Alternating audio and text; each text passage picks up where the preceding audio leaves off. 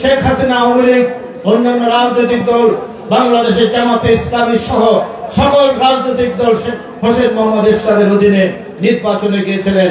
সবাই বলেছিলেন যে বিএনপি নিঃশেষ হয়ে গেছে, কিন্তু বেগম খালেদা জিয়া এই বাংলাদেশে এসেছেন 1987 সালে। ওনার সাথে ট্রেন মার্চে এই শশীতলে আমি রাত্রি 1:30টার সময় এখানে নেমেছি। এখন এখানে মুজিবের বাড়িতে আমি ভাত খেয়েছি, বেগম জিয়া চা নাস্তা খেয়েছে, মজু বলে আমরা তাকে ডাকি। এই শশীতলে বেগম জিয়া নেমেছেন।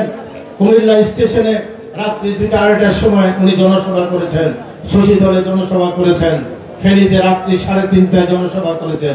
সারা বাংলাদেশ ঘুরে উনি বাংলাদেশ সংগঠিত করেছেন। 90-এর গণঅভ্যুত্থান অন্য কারণে হয় নাই।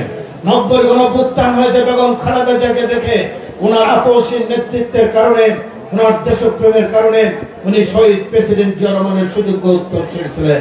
তাই 90-এর গণঅভ্যুত্থানের পরে আমরা দেখেছি সেদিন ইচ্ছা করলে সেনাবাহিনীর ক্ষমতা নিয়ে যেতে পারত, কিন্তু জেনারেল নুরুদ্দিন সেদিন বিচারপতি শাহাবুদ্দিনকে সহায়তা করেছেন একটি অবাধ নিরপেক্ষ নির্বাচন হওয়ার জন্য। কারণ এই সেনাবাহিনী মুক্তিযুদ্ধের সেনাবাহিনী, তারা জনগণের বিপক্ষে কখনো যায় না।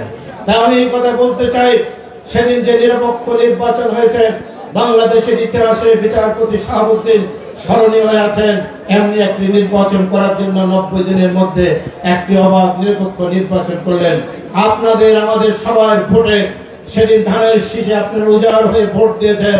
আওয়ামী লীগ বলেছিল দমদম বিমানবন্দরে শেখ হাসিনাকে প্রশ্ন করেছিলেন ভারতীয় সাংবাদিকরা, আপনার প্রতিদ্বন্দ্বী শেখ বেগম জিয়া কত ভোট পেতে পারেন, উনি কত সিট পেতে পারেন? উনি বলেছেন 10টি পেলেও পেতে পারে। এরকম একটা তাচ্ছিল্যের কথা বলেছেন। কিন্তু কি করলো দেশের মানুষ?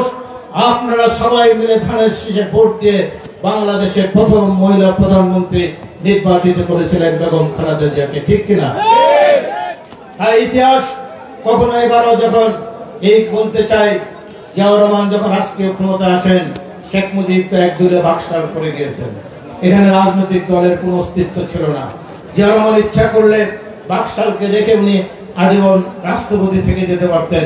উনি এসে একটি নতুন ফরমান জারি করলেন, কেউ যদি কোনো রাজনৈতিক দল করতে চায় তাহলে মহামান্য রাষ্ট্রপতি বরাবর আবেদন করতে হবে। এবং আমরা সেদিন দেখলাম মানব উকিল সাহেব শেখ মুজিবের ক্যাবিনেটের স্বরাষ্ট্রমন্ত্রী ছিলেন, স্বাস্থ্যমন্ত্রী ছিলেন, স্পিকার ছিলেন। ওনার আরেকটি উক্তি আছে, 15 আগস্টের পরে খন্দকার মোশতাকের প্রতিনিধি হিসাবে উনি লন্ডন গিয়েছিলেন। হিথ্রো বিমানবন্দরে প্রিয় সাংবাদিকরা তাকে জিজ্ঞাসা করলেন, মাননীয় স্পিকার, বাংলাদেশে পট পরিবর্তন হয়েছে, আপনি কি বার্তা নিয়ে এসেছেন? উনি বললেন, ফেরাউনের হাত থেকে বাংলাদেশ মুক্তি পেয়েছে, এটা ছিল মানব উকিলের মুক্তি। সেই সময় বাংলাদেশের সমস্ত পত্রিকার লিড নিউজ ছিল ফেরাউনের হাত থেকে বাংলাদেশ মুক্তি পেয়েছে।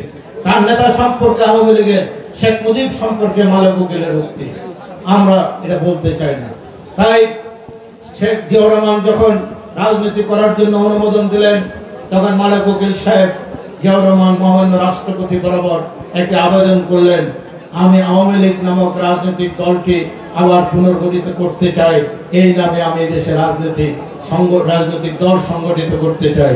জিয়া রহমান সাহেব সেই আবেদনের উপরে, অ্যাপ্লিকেশনের উপরে লেখলেন, মানব উকিল সাহেবকে আওয়ামী লীগ নামক রাজনৈতিক দলটি করা অনুমোদন দেওয়া গেল। এই আওয়ামী লীগ হচ্ছে শহীদ প্রেসিডেন্ট জিয়া রহমানের অনুদানকৃত আওয়ামী লীগ, এটা শেখ মুজিবের আওয়ামী লীগ নয়।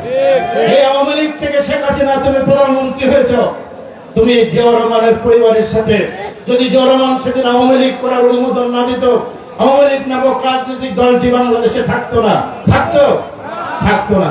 অতএব এত অকৃতজ্ঞ শেখ হাসিনা, তুমি বাংলাদেশের জিয়ার পরিবারের সাথে জিয়ার নাম তুমি তাচ্ছিল্যের সাথে উচ্চারণ করো। জিয়া নাকি রাজাকার ছিলেন। জিয়া বেগম খালেদা জিয়া বাংলাদেশে এমন কোন অন্যায় করে নাই, একটি টাকাও তসরুপ করে নাই। সেই বেগম খালেদা জিয়াকে তুমি 8 বছর জেলে রেখেছো। আবার অনেক সময় বলতো, এই বুড়ি মরে না কেন? এরকম তাচ্ছিল্য কথা বলেছেন। আবার বড় বড় কথা বলতেন যে শেখের মেয়ে ভাগে না, পালায় না। আরে শেখের মেয়ে পালালো না পালাইছে, এটা তো 5ই আগস্ট আমরা দেখতে পেলাম, ঠিক কিনা?